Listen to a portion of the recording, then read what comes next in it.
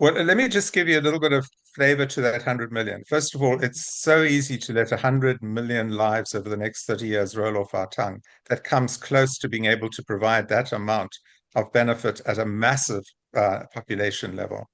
And to put it into actual terms, the report gives country-specific data, where over the next 30 years, we would then be talking about 13 million lives being saved in China, 8 million in India, almost 5 million in Indonesia, 2 million in Japan, and still about 1.5 million in USA, just mentioning some of the bigger countries.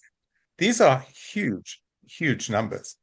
Um, to your question, there obviously are many policy things at the very general level.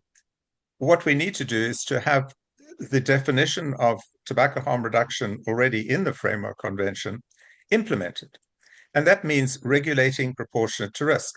It means having higher taxes on cigarettes and combustible products that kill you, and having minimal amount of taxes on vapes, nicotine pouches, heated tobacco products, and eventually e-shisha. I would add one small caveat. There are many who say that maybe we should have no taxes on those products. My own view is that we have to tax these products for two reasons. First, the mere fact of taxation legitimates them in the market. That then gives government the capability to enforce and end illicit trade.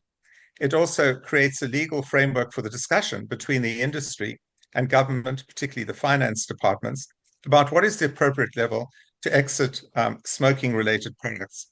And then, of course, what it also does is it gives a differential signal to the smoker or the user of toxic products, which should make it easier for them to decide on the product that's got the lower level of tax.